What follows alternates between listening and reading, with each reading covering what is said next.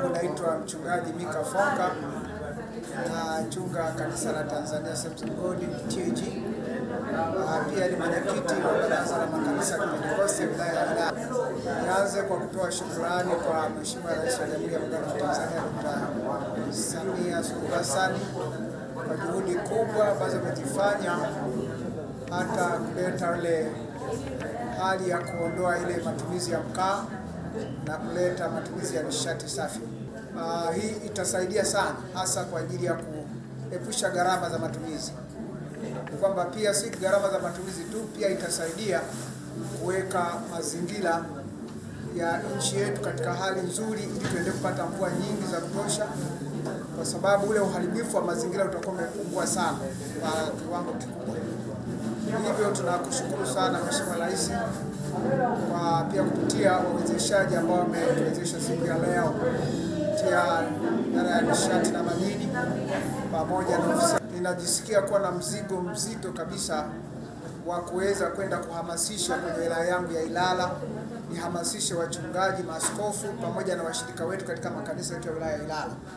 Kwa hiyo nimeondoka hapa na azimio ya kwamba nitafanya vikao katika wilaya ya Ilala kuwaita wachungaji na maaskofu ili niwape elimu hii ambayo nimeipata, na pia kuwaita wawezeshaji waje kuwawezesha wachungaji kwa wingi pamoja na washirika wetu ili elimu hii iweze kuwafikia wengi. Paulo Victor Simbe ni mchungaji wa kanisa la Pentecost Association kama kifupi FAMTI iliyoko Kinyerezi katika wilaya ya Ilala. Kulingana na semina hii nimejifunza kitu kikubwa kimoja, hasa kwamba kumbe inawezekana ukatumia umeme na ukatumia gharama ndogo sana kuliko gesi. Watu wengi wanaposema nishati safi wanawaza gesi, lakini kumbe teknolojia imeenda mbele zaidi ya hapo, kwamba sasa unaweza kutumia majiko haya ya induction cooker na ukatumia umeme mdogo sana na ukatumia gharama ndogo sana kuliko mkaa, kuliko gesi. Kwa mimi ushauri wangu nitaenda kuambia na kuhamasisha waumini na wachungaji wenzangu kwamba waanze kutumia nishati safi kwa kutumia umeme kupitia majiko haya, na kila atakayepitia akajifunza akaelewa, hakuna mtu atakayetaka mkaa tena, kwa sababu mkaa sasa ni ghali kuliko majiko haya. Gesi sasa ni ghali kuliko haya. Gesi tutaitumia ndio, itakuwa kama ziada pale ambapo umeme pengine umekatika au kuna short mahali. Nitahamasisha mtu atumie gesi. Jiko janja! Karibuni sana kwa matumizi ya jiko janja.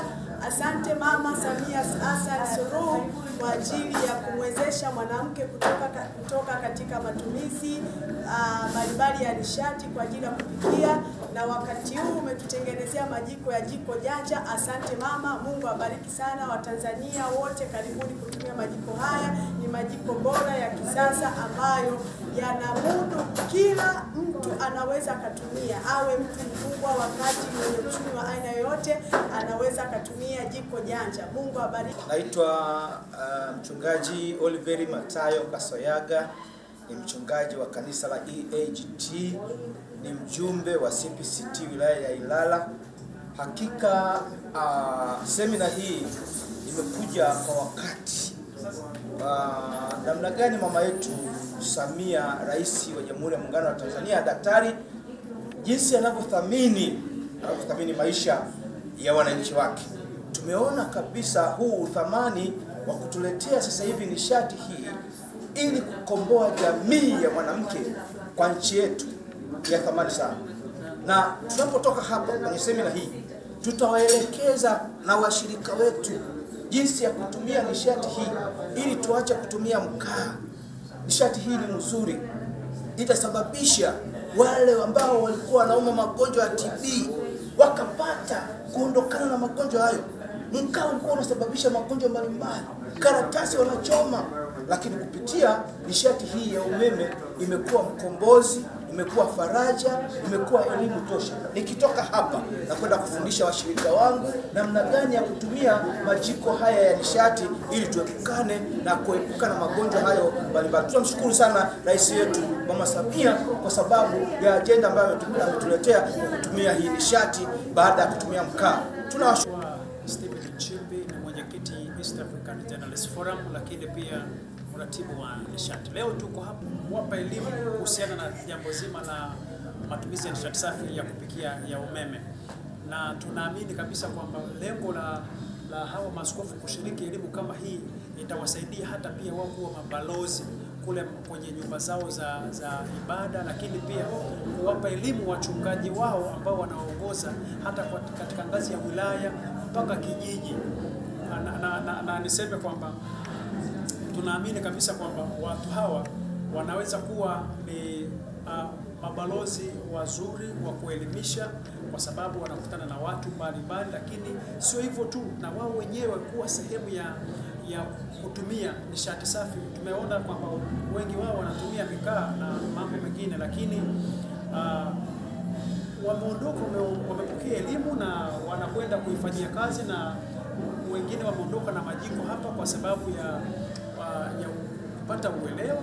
Lakini tuna imani kabisa kwamba lengo letu ni kutaka kumuunga mkono Mheshimiwa Rais Dr. Samia Suluhu Hassan kwamba ajenda yake ifikapo 2034 80% ya Watanzania wanatumia nishati safi ya kupikia.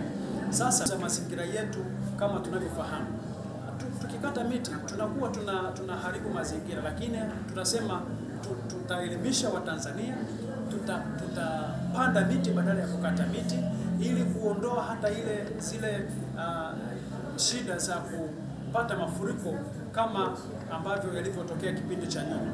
Na tumebaini pia kwamba kinachokosekana kwa viongozi wetu hawa, lakini Watanzania kwa ujumla, ni elimu. So tumeona kwamba sisi tuendelee kuwaelimisha, na tumelenga kuwafikia Watanzania 80% kama Mheshimiwa Rais anavyosema, 80% ya Watanzania kuwa wanatumia nishati safi. Ukiwasha umeme ni la haraka na unafanikiwa kwa ibada, na waumini wasiona kama umechelewa kanisani, si ndio?